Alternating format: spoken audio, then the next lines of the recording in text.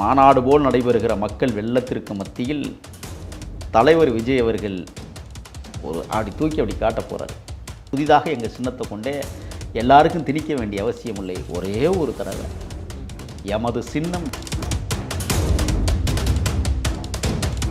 அதை எது வேண்டுமானாலும் எடுத்துக்கலாம். தேர்தல் கமிஷன் இப்போ மிகப்பெரிய சிக்கலுக்குள்ள உள்ளாயிருக்கு. எங்கேயும் விசில் சத்தம் கேட்கக்கூடாதுன்னு காவல்துறை விட்டு தேடப்போம். தேர்தல் நேரத்தில் ஓட்டு போடுகிற வரிசையில் யாரும் விசில் அடிக்கக்கூடாதுங்கிற சட்டத்தையே கொண்டு வருவதற்கான வாய்ப்பும் இருக்கிறது. ஏன்னு தெரியுமா? எங்கள் சின்னத்தை எதிராளிகளும் பயன்படுத்துகிறார்கள் என்பதுதான். பயன்படுத்தாமல் இருக்கவே முடியாது அவங்களால. இனிமேல் விசில் அடிக்கிறவன்லாம் நீ இந்த 2 விரலை மடக்கி நாக்குக்கு கொண்டு போக மாட்டான். நிறைய பேர் பொதுக்கூட்டங்களே விசில் அடிச்சிடாத, விசில் அடிச்சுன்னா அவன் சின்னமாயிருச்சு வெக்கப்பட்டுக்கிட்டே விசில் அடிக்காமல் தொண்டையை போட்டு கத்துவான். அந்த காலம் நெருங்கிடுச்சு. இப்போ நிறைய பேர் இப்போ என்ன சொல்லுவான், விசில் அடித்தா குஞ்சுகளுக்கு விசில் கிடச்சிருப்பாருன்னு கிண்டல் பண்ணுவோம். அப்படி கிண்டல் பண்ணாலும் எங்களுக்கு பெருமை. ஏன்னா எங்களுக்கு விளம்பரம் தேடி கொடுக்குறதே நீங்கள் தானே. இப்போ இன்னொன்று செய்தி என்னென்னா, தமிழ்நாடு அளவில் நீங்கள் ஒரு கருத்து கணிப்பு சொன்னது, அதிகமான இளம்பெண்கள் கொண்ட இயக்கமும் தமிழக வெற்றி கழகம் தான். இளம்பெண்கள், திருமணம் ஆகாத பெண்கள், ஓட்டு போடுகிற பெண்கள், இந்த பெண்கள்லாம் ஒரு விசிலையாக பண்ணமே வைக்கும். சில பெண்கள் என்ன தெரியுமா செய்வாங்க, 2 விரலையும் நாக்குக்குள்ளே விட்டுக்கிட்டு நாக்கு முடிச்சுட்டு கத்துற விசில்லாம் இருக்குது. புரியுதுங்களா? ஆக அந்த விசில் சத்தத்துக்கு இடையில் இந்த விசில் சத்தமும் வரும். எல்லாம் விசில் தான். தை பிறந்தால் வழி பிறக்கும். பொறுத்திருங்கள். தமிழ்நாடு கூட்டணி, இங்கே இருக்கிற திமுக கூட்டணி நிச்சயமாக சிதறுகிறது. இன்றைய நேர்காணலில் நம்மோடு பேச இருப்பது தமிழ் தேசிய ஆதரவாளர் முகில் அவர்கள். சார் வணக்கம். சார் வணக்கம். சார், தாவேகாவுக்கு சின்னம் ஒதுக்கியதாக கிட்டத்தட்ட தகவல் வருது. என்ன சின்னம்? முடிவெடுத்த போது பல்வேறு சின்னங்கள் யோசிக்கப்பட்டது. அந்த யோசனையின் அடிப்படையில் வந்த சின்னங்கள் தானி, ஆட்டோ, பனைமரம், விசில், ஏற்கலப்பை என்றெல்லாம் உழைக்கும் வர்க்கத்தின் மக்கள் பயன்படுத்துகிற அன்றாட சின்னங்களைத்தான் அலசி ஆராய்ந்து தேர்தல் கமிஷனிடத்திலே தமிழக வெற்றி கழகம் கொடுத்தது. எல்லோரும் பயன்படுத்துகிற சின்னமாக, எளிய மக்கள், அன்றாடங்காட்சி மக்கள் நாள்தோறும் தன் குரல் வளத்தால் சமிசையை ஏற்படுத்துகிற சின்னமாக, நடத்துனர்கள் தினந்தோறும் பயன்படுத்துகிற இயக்குகிற சின்னமாக விசில். இல்லை, சொல்லும்போதே தெரியுது. ஆனால் அந்த மக்கள் மத்தியில் இந்த சின்னத்தை ஈஸியாக கொண்டு போயிடலாம். ஏன்னா இன்றைக்கி சின்னங்கிறது பரவலாக பார்க்கப்படக்கூடிய ஒரு விஷயமா இருக்குது. உங்கள் கட்சிக்கு நீங்கள் ஒரு 5-6 ஒரு 10 சின்னங்கள் கூட நீங்கள் சொன்ன மாதிரி நாங்கள் இவ்வளோ சின்னங்கள் நாங்கள் ரெடி பண்ணி வச்சுருந்தோம். ஆனால் இறுதியாக கொடுக்கப்பட்டது எங்களுக்கு இதுதான். இப்போ வட மாநிலத்தில் ஒரு சில சின்னங்கள் எடுத்துக்கிட்டாங்க, அதனால் எங்களுக்கு இதான் கொடுத்துருக்காங்கிறாங்க.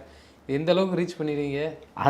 அதான் நான் சொன்னேன். ஒரு வரலாறை நான் தொகுத்து வழங்கியதற்கு காரணமே, மனித நாகரிகம் தோன்றிய காலத்திலிருந்தே அல்லது மனிதன் தோன்றிய காலத்திலிருந்தே 2 விரல்களால் உதட்டை மடக்கி உதடில் வெளிப்படுத்திய அந்த ஓசை இருக்கிறதல்லவா, அந்த இசை இருக்கிறதல்லவா, அதை என்னைக்கு மனிதன் உணர்ந்து கொண்டானோ அன்றைக்கே எங்களது சின்னம் மனிதத்தில் பரவி கிடக்கிறது. புதிதாக எங்கள் சின்னத்தை கொண்டே எல்லாருக்கும் திணிக்க வேண்டிய அவசியம் இல்லை, ஒரே ஒரு தடவை எமது சின்னம் விசில் என்றால் மக்கள் எளிதாக விசிலடிக்க தொடங்கி விடுவார்கள். ஏனென்றால் தமிழக வெற்றி கழகத்தின் மகத்தான தலைவர் மரியாதைக்குரிய அண்ணன் விஜய் அவர்கள் விசில் என்கிற ஒரு தலைப்பிலேயே ஒரு படத்தை நடித்து நாட்டு மக்கள் உணர்ந்திருக்கிறார்கள். அந்த படம் மிகப்பெரிய வெற்றியை பெற்றதும் உங்களுக்கும் நினைவிருக்கும் என்றே நான் கருதுகிறேன். ஆக அன்றாடங்காட்சி மக்கள் தினந்தோறும் பயன்படுத்துகிற அந்த விசில், கடலை கொள்ளைக்கு காக்கைகள் விழுகிற போது ஊதி விரட்டுகிற சத்தம், சோளக்காட்டு பொம்மையை என்னதான் நிலைநிறுத்தியிருந்தாலும் பச்சை கிளிகள் பசியாறுவதற்கு வந்து சோளத்தை கொத்தி திங்கிற போது எழுப்புகிற ஓசை சத்தம் விசிலாகவும், அதையெல்லாம் தாண்டி கடல் மார்க்கத்தில் கடல் பயணத்தை மேற்கொள்ளுகிற போது திசைகள் தெரியாமல் தடுமாறுகிற தோணிகளை ஒருங்கிணைக்கிற முயற்சியாக இருக்கிற விசில் சத்தத்தை உணர்ந்து கொண்டு ஒன்று கூடுகிற அந்த விசில் மக்கள் மன்றத்தில் ஏற்கனவே பரவி கிடக்கிறது. ஆனால் தமிழக வெற்றி கழகத்தின் சின்னம் இதுதான் என்பதை பறைசாற்றுவதற்கு ஒரே ஒரு செய்தி மட்டும் போட்டால் போதும். இப்போ நாம் சொன்ன செய்தியே தமிழர்கள் மத்தியில் ஒரு பெரிய பரபரப்பை உருவாக்கும் என்றே நான் கருதுகிறேன். அந்த சின்னம் மகத்தான சின்னமாக, மக்கள் ஏற்றுக்கொள்ளுகிற சின்னமாக, மக்களின் அன்றாட வாழ்வியலில் புழங்கக்கூடிய சின்னமான விசில் தமிழக வெற்றி கழகத்திற்கு கிடைத்திருக்கிறது என்கிற செய்தி வந்து கொண்டிருக்கிறது. ஆகையால் அந்த சின்னம்தான் பறைசாற்றப்படும் என்கிற அசாத்தியான நம்பிக்கையில் நான் உட்கார்ந்துட்டேன். தொண்டர்கள் எப்படி உற்சாகமாக தாவேக்கானாலே ஒரு பரபரப்பு இருக்கும். அது விமர்சனத்துக்கும் உள்ளாகுது, நம்ம அதையும் நம்ம பார்த்துருப்போம். அதாவது இப்போ அதுக்கு மேட்ச் ஆகிற மாதிரி ஒரு சின்னமாக இருக்கிற விசில், அந்த கத்துறது அப்படிலாம் தெரியுது. தேர்தல் களங்களில் முன்பொரு முறை இந்திய அளவில் செயல்படுகிற காங்கிரஸ் பேர் இயக்கத்திற்கு கை சின்னத்தை ஒதுக்குகிற போது மக்கள் எளிதாக தேர்தல் களத்தில் ஓட்டு போடுவதற்காக வரிசையில் நிற்கிற போது ஓட்டு சேகரிக்கிற முறை ஆத்தா என்ன ஆச்சு பெரியப்பா பார்த்துக்கங்க என்று இந்த கைகளால் செய்களை செய்து கை சின்னத்திற்கு வாக்கு கேட்டதைப் போல இன்றைக்கு ஒன்றுமே சொல்ல வேண்டாம், விசிலெல்லாம் கையில் வச்சுக்கிட்டு இருக்க வேண்டாம், முடிச்சு போச்சு. அதை எது வேண்டுமானாலும் எடுத்துக்கலாம். எனக்கு அந்த சத்தம் வரல, விசிலடிக்க தெரியாது. ஆனால் 2 விரலை ஒன்று சேர்த்து நாவை மடக்கி ஒரு சத்தத்தை ஒரு கல் தொலைவுக்கு அப்பாற்பட்டு ஒரு மனிதன் எழுப்புகிறான் என்றால் ஓட்டு போடுகிற மக்களுடைய காதுகளில் எளிதாக கேட்டும். தேர்தல் கமிஷன் இப்போ மிகப்பெரிய சிக்கலுக்குள்ள உள்ளாயிருக்கு. எங்கேயும் விசில் சத்தம் கேட்கக்கூடாதுன்னு காவல்துறை விட்டு தேட போகிறான். டேய், தேர்தல் நேரத்தில் ஓட்டு போடுகிற வரிசையில் யாரும் விசில் அடிக்கக்கூடாதுங்கிற சட்டத்தையே கொண்டு வருவதற்கான வாய்ப்பும் இருக்கிறது. ஏன்னு தெரியுமா? ஈரோடை மாநகர் பெரியார் கண்ட அந்த மாநகரில் வருகிற 18ஆம் தேதி மாபெரும் மக்கள் எழுச்சி பொதுக்கூட்டம் நடக்க இருக்கிறது. 84 நிபந்தனைகளை இந்த காவல்துறை, இந்த அரசு, குறிப்பாக திருட்டு மாடல் ஆட்சியில் தமிழக வெற்றிக் கழகம் எங்கேயும் கூட்டங்களை நடத்திவிடக் கூடாது என்பதிலே கவனமாக இருந்து கொண்டு 84 விதிமுறைகளை உருவாக்குகிறார்கள் என்றால் மொத்தமே 84 தான் இருக்கும் விதிமுறை. எதெல்லாம் மனிதர்கள் செய்கிறார்களோ அதெல்லாம் அங்கு தடை ஏற்படுத்தப்படும். என்ன? வரிசையாக தான் போகணும், கலைஞ்சு போகக்கூடாது, ஒருத்தன் பார்த்துக்கக்கூடாது. சின்னத்தோட போயிட்டாங்கன்னா என்ன பண்ணுவாங்க? போய் கத்தி ஊத ஆரம்பிச்சிட்டாங்க. தாங்காது, மாநாடு கூட்டமெல்லாம் தாங்காது, ஒரே விசில் சத்தமாக தான் இருக்குது. எப்படி நாம் ஜல்லிக்கட்டு பிரச்சனையில் மெரினாவில் ஒன்று கூடி அனைவரும் கைபேசியினுடைய விளக்கை காட்டி தனது வெற்றி முழக்கத்தை முழக்கமிட்டார்களோ, தமிழர்களுடைய முழக்கமாக இன்றைக்கு ஏற்பட்டதைப் போல இன்றைக்கு அதே தமிழர்கள் விசிலை வைத்து முழக்கமிட இருக்கிறார்கள். தமிழக வெற்றிக் கழகம் தனியொரு இயக்கமாக இருந்தாலும் தமிழ்நாட்டை ஆளப்போகிற இயக்கம் என்பதை விசிலடிச்சே சொல்லிடுவான். நிறைய பேர் இப்போ என்ன தெரியுமா சொல்லுவான்? விசில் அடித்தாங்க குஞ்சுகளுக்கு விசில் கிடச்சிருக்கு பாருன்னு கிண்டல் பண்ணுவோம். அப்படி கிண்டல் பண்ணாலும் எங்களுக்கு பெருமை, ஏன்னா எங்களுக்கு விளம்பரம் தேடி கொடுக்குறதே நீங்கள் தானே. ஆக இன்னொரு செய்தியும் உங்களுக்கு சொல்லணும்னு நினைக்கிறேன். எங்கள் சின்னத்தை எதிராளிகளும் பயன்படுத்துகிறார்கள் என்பதுதான். எப்படி சார் அது? ஆமாம், காவல்துறையும் பயன்படுத்துவாங்க, ஆளுங்கட்சியும் பயன்படுத்துவாங்க, எதிர்கட்சியும் பயன்படுத்துவாங்க. பயன்படுத்தாமல் இருக்கவே முடியாது அவங்களால. இனிமேல் விசில் அடிக்கிறவன்லாம் நீ இந்த 2 விரலை மடக்கி நாக்குக்கு கொண்டு போக மாட்டான். நிறைய பேர் அப்படி நிறைய சொம்பு தூக்கிகள்லாம் இருக்காங்க அந்த கட்சிகள்லையுமே. ஆமாம், பொதுக்கூட்டங்களே விசில் அடிச்சிடாத, விசில் அடிச்சுன்னா அவன் சின்னமாயிருச்சு, வெக்கப்பட்டுக்கிட்டே விசில் அடிக்காமல் தொண்டையை போட்டு கத்துவான். அந்த காலம் நெருங்கிருச்சு இப்போ. அப்படி என்றால் விசில் என்பது மிகப்பெரிய ஆயுதம், மிகப்பெரிய அறிவாயுதம்.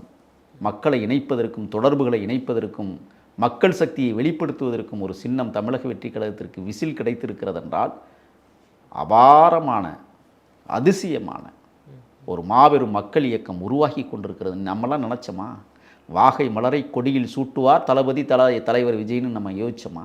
யோசிக்கலையே.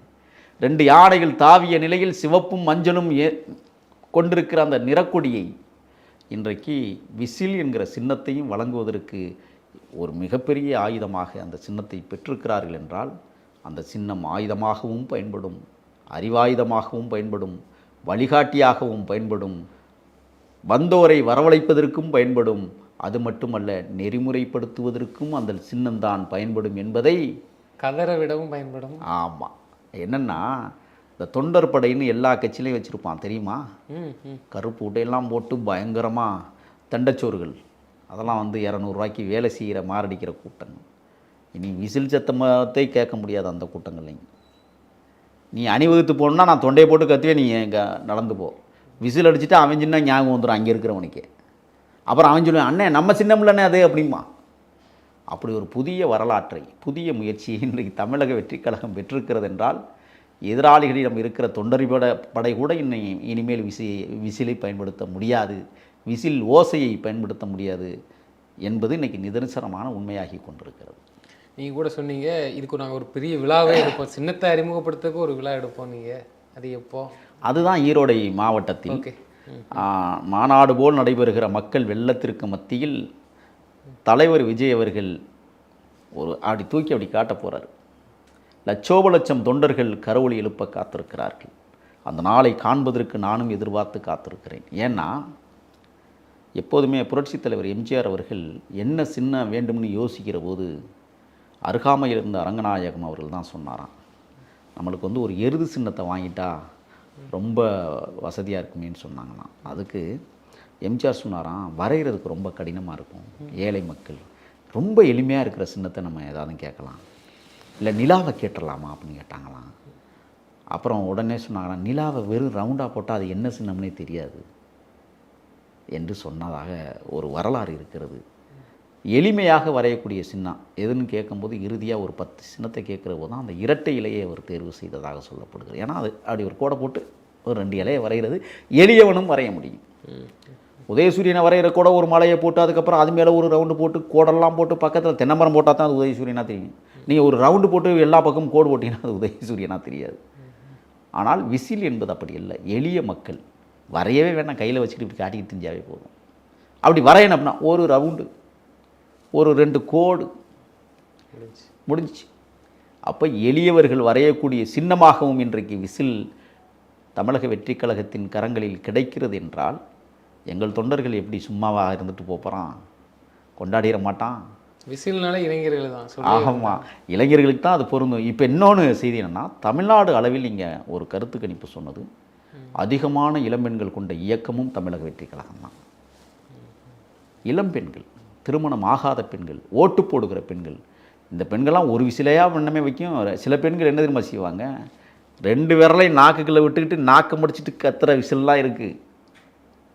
புரியுதுங்களா? ஆக அந்த விசில் சத்தத்துக்கு இடையில் இந்த விசில் சத்தமும் வரும். எல்லாம் விசில் தான். மொத்தத்தில் கதற விட போகிறாங்க. காற்றே வரைய முடியாது, கையில் இருக்கிற விசிலை வரைய முடியும். ஆக எதிராளிகள் கதற துடிக்கிற நேரம் நெருங்கி கொண்டிருக்கிறது. விரைவில் சின்னத்தை அறிவிச்சிருவாங்க. நமக்கு கிடைத்த தகவல் விசில் சின்னம் தமிழக வெற்றி கழகத்திற்கு நிரந்தரமான சின்னமாக அந்த சின்னம் அமைய இருக்கிறது. சில பேர் மாங்கனி பலாக்கனி எல்லாம் வரைஞ்சாலும் பக்குவம் இல்லாத கட்சிகளாக இந்த தமிழ்நாட்டில் இருப்பதை உணர்ந்துதான் ஒரு மக்களால் அங்கீகரிக்கப்படுகிற மாபெரும் இயக்கமாக எந்த தேர்தலையும் சந்திக்காமல் முதல் தேர்தலிலேயே அங்கீகாரம் பெறுகிறது ஒரு மாபெரும் இயக்கமாக தமிழக வெற்றி கழகம் இன்றைக்கு தமிழ்நாட்டில் நடைபோடுகிறது என்றால் அதற்கு தலைவர் அவர்களுடைய அசாத்தியான உழைப்பு, அதற்கு பிறகு பொதுச் செயலாளர் புஷியார் அவர்கள் அடியெடுத்து வைக்கிற முன்னேற்பாடுகளும் அதனுடன் அவருடைய உழைப்புகளும் மிக கடுமையாக தமிழக வெற்றி கழகம் தமிழ்நாட்டில் மட்டுமல்ல பாண்டிச்சேரியிலும் கேரளாவிலும் ஆந்திராவிலும் கூட அதிசயத்தக்க வகையில் இன்றைக்கு அங்கே உறுப்பினர் சேர்க்கை எல்லாம் நடைபெற்று கொண்டிருக்கிறது. கர்நாடகா பெரிய ஆச்சரியமாக பார்க்குறாங்களே. கேரளாவுக்கும் இப்போ விஜய் அவர்கள் மூஞ்சி போகுது, ரொம்ப விரும்புகிறாங்க. பாண்டிச்சேரி சொல்லே வேண்டாம், பிடிச்சிட்டாங்க.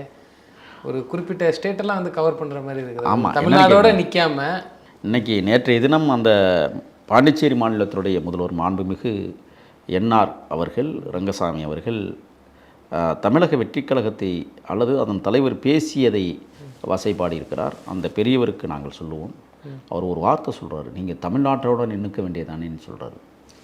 யார் இப்போ பாண்டிச்சேரி சிஎம்? சிஎம் அவருக்கு நான் ஒன்றை சொல்ல கடமைப்பட்டிருக்கிறேன். அவர் அப்படியே சொன்ன மாதிரி தெரியல. சொல்லியிருக்கிறார். மரியாதைக்குரிய என்ஆர் அவர்களே, நீங்கள் பாண்டிச்சேரியில் இருக்கிற உங்கள் கிராமத்தோடு நின்று விடுகிற காலம் வர இருக்கிறது. அதை தாண்டி உங்களால் பிரசித்தி பெற முடியாது. தமிழக வெற்றி கழகம் பாண்டிச்சேரியிலும் ஆழமாக வலுவாக காலூன்ற தொடங்கிவிட்டது. விமர்சனங்களை நாங்கள் எதிர்நோக்குகிறோம், உங்களது விமர்சனங்களை நாங்கள் வரவேற்கிறோம். நீங்கள் பாண்டிச்சேரியில் ஏதோ புதிய புதாகரம் எடுத்து ஆடுவதைப் போல ஆடிக்கொண்டிருக்கிறீர்கள். உண்மையை பேசிவிட்டு தலைவர் வந்திருக்கிறார். ரேஷன் கடைகள் இல்லை, தொடர்வண்டி நிலையங்கள் இல்லை, குப்பை கூடங்களாக இருக்கிறது, மதுபான பார்களாகவே இயங்குகிறது, ஒரு பார்க்கிங் வசதி இல்லை, கழிவு சாக்கடைகள் வெளியேறுவதற்கு வாய்ப்பில்லாமல் இருக்கிறது. இதெல்லாம் உண்மையை சொல்லிவிட்டு வந்தால் இன்றைக்கி உங்களுக்கு அப்படியே உறுத்தலாக இருக்கிறது. அடுத்து அமைய இருக்கிற பாண்டிச்சேரி நல்லாட்சி தமிழக வெற்றி கழகத்தின் பொற்கால ஆட்சியாக தொடர இருக்கிறது. 1972 புரட்சித் தலைவர் அவர்கள் எப்படி இரட்டை இலையை கொண்டு ஒரு அனைத்திந்திய அண்ணா திராவிட முன்னேற்றக் கழகமாக உருவாக்கினாரோ அதை போல இன்றைக்கு தளபதி தலைவர் விஜய் அவர்கள் பாண்டிச்சேரியிலும் தமிழக வெற்றி கழகத்தின் சார்பிலே களமிறக்கப் போகிறது. 74 ஆட்சியை பிடித்தது அதிமுக, 2026 ஆட்சியை பிடிக்க காத்திருக்கிறது தமிழக வெற்றி கழகம். அதனால் பெரியவர் மூத்தவர் மரியாதைக்குரிய முதல்வர் அவர்கள், என்ஆர் அவர்கள் தங்களது வாயை அடக்கிக் கொள்வது நல்லது. ஏனென்றால் தமிழர்கள் எங்கெல்லாம் பரவி கிடக்கிறார்களோ அங்கெல்லாம் தமிழக வெற்றி கழகம் தலை தோங்கி வருகிறது என்பது உங்களுக்கு பயத்தை காட்டியிருக்கிறது. உங்களது கூட்டணி என்பது மோசமான கூட்டணி என்பதற்கு சான்று. ஒரு அமைச்சர் ஊழலில் ஈடுபட்டார் என்பதற்காக நீக்கிவிட்டு இன்னொரு இஸ்லாமிய அமைச்சரை நீங்கள் தேர்வு செய்து எந்தவிதமான அதிகாரமும் கொடுக்காமல் அவரை மட்டம் தட்டி வைத்திருக்கிற மனோபாவம் உங்களுக்கும் RSS சித்தாந்தம் ஊடுருவி இருக்கிறது என்றால் இந்த ஆட்சி முறையை ஒழித்தாக வேண்டும் என்பதற்காகத்தான் தமிழக வெற்றிக் கழகத்தின் தலைவர் பாண்டிச்சேரி மண்ணில், அன்னை அரவிந்தர் உலாவிய மண்ணில், அயோத்தி தாசர் பலமுறை பாண்டிச்சேரியிலே போய் உலாவிய மண், அகத்தியர் மறைந்திருக்கிற மண், அந்த மண்ணில் மாபெரும் மக்கள் கூட்டத்தை பார்த்துவிட்டு அறிவித்துவிட்டு வந்திருக்கிறார். களமாட நாள் குறிப்போம், கயவர் படையை தூளாக்குவோம். எழுதி வைத்துக் கொள்ளுங்கள். அப்போ அவரோட கூட்டணி இல்லாமல் காங்கிரஸை முன்னிறுத்துமா, இல்லை தாவேக்காவே அங்கே சிஎம் பதவிக்கு வந்து தக்க நிச்சயமாக திராவிட முன்னேற்ற கழக கூட்டணி விரைவில் உடைய இருக்கிறது. இல்லை பாண்டிச்சேரியில் சொல்கிறேன். பாண்டிச்சேரியிலையும் சரி.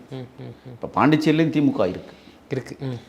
அதிமுகவும் இருப்பதாக சொல்லுகிறார்கள். திராவிட முன்னேற்ற கழகத்தை தேடி பார்த்தால் கிடைக்கும். ஆக அங்கே காங்கிரஸ் தான் புத்துயிர் பெற்றிருக்கிறது. காங்கிரஸ்லேருந்து வந்தவர் தானே ரங்கசாமி. ஆக அடுத்த முறை காங்கிரஸ் அங்கே தாவேக்காவுடன் கூட்டணி அமைக்க இருக்கிறது. கேரளாவும் சொல்றாங்க. கேரளா வந்து அங்கே தமிழக வெற்றி கழகம் வலுவாக எழுந்து நிற்கிறது. அங்கே வந்து மார்க்சிய கம்யூனிஸ்ட் கட்சிக்கும் காங்கிரஸுக்கும் இவ்வளவு நாள் போட்டி இருந்தது.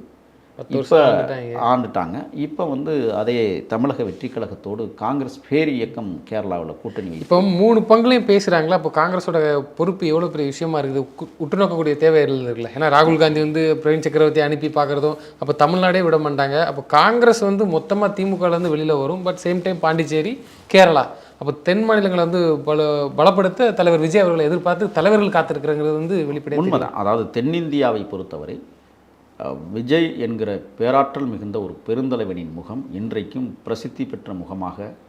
நீங்கள் வந்து கர்நாடகாவில் வந்து பார்த்தீங்கன்னு சொன்னால் மாதேஸ்வரன் மலை பிரசித்தி பெற்றதைப் போல, ஆந்திராவில் திருப்பதி பிரசித்தி பெற்றதைப் போல, தமிழ்நாட்டில் பழனி பிரசித்தி பெற்றதைப் போல, கேரளாவிலும் ஐயப்பன் கோயில் பிரசித்ததைப் போல இந்த 4 மாநிலங்களுக்கும் பிரசித்தி பெற்ற முகமாக விஜய் இருக்கிறார். அப்போ அந்த 4 கடவுள்களை விட ஒரு கடவுள் போல அவர் முகம் தெரிகிறார் அந்த மக்களுக்கு. ஆகையால் கடவுள் என்கிற விஷயத்துக்குள்ளே நான் வரல. ஒவ்வொரு மாநிலத்துக்கும் ஒரு இறை வழிபாட்டு முறை இருக்கிறது. அதையெல்லாம் தாண்டி விஜய் நிற்கிறார் என்பதை சொல்ல வருகிறேன். ஆக 4 மாநிலத்திற்கும் ஒரு மாபெரும் தெரிந்த முகமாக விஜய் இருப்பதால் பல கட்சிகள் கூட்டணி பேசும் 4 மாநிலங்களிலும். ஆனால் காங்கிரஸ் மட்டும்தான் தமிழ்நாடு, பாண்டிச்சேரி, கேரளா போன்ற பகுதிகளில் பேசிக்கொண்டிருக்கிறார்கள். நிச்சயமாக கேரளாவில் ஒரு புதிய ஆட்சி மாற்றத்தை விரைவில் நிலைநிறுத்தப் போகிறது தமிழக வெற்றி கழகம். பாண்டிச்சேரியிலும் தமிழ்நாட்டிலும் ஆக 3 மாநிலத்தில் ஆளுகிற இடத்தில் அதிகாரத்தை பகிர்வது என்கிற இடத்தில் தமிழக வெற்றி கழகம் சரியாக பயணித்து கொண்டிருக்கிறது. தை பிறந்தால் வழி பிறக்கும். பொறுத்திருங்கள். தமிழ்நாடு கூட்டணி, இங்கே இருக்கிற திமுக கூட்டணி நிச்சயமாக சிதறுகிறது. அந்த சிதறலில் காங்கிரஸ் பேரியக்கம் தமிழக வெற்றி கழகத்தோடு கைகோர்ப்பதற்கான ஒரு முயற்சியைத்தான் அகில இந்திய காங்கிரஸ் பேரியக்கத்துடைய தலைவர் மரியாதைக்குரிய தோழர் ராகுல் காந்தி அவர்கள் திபின் சக்கரவர்த்தி அனுப்பி பேசிவிட்டு வர சொல்லியிருக்கிறார். பேசி முடித்திருக்கிறார்கள். விரைவில் நல்லதொரு எதிர்பார்ப்பு காத்திருக்கிறது. விசிலோடு சேர்த்து கையும் இணைகிறது. கை இணைந்தால்தான் விசில் அமையும். இது சூப்பராக இருக்கு. மொத்தத்தில் கதறோட போகிறீங்க. ஆமாம், நிச்சயமாக சார். தொடர்ந்து தங்களது கருத்துக்களை பண்ணமைக்கு நன்றி. நன்றி.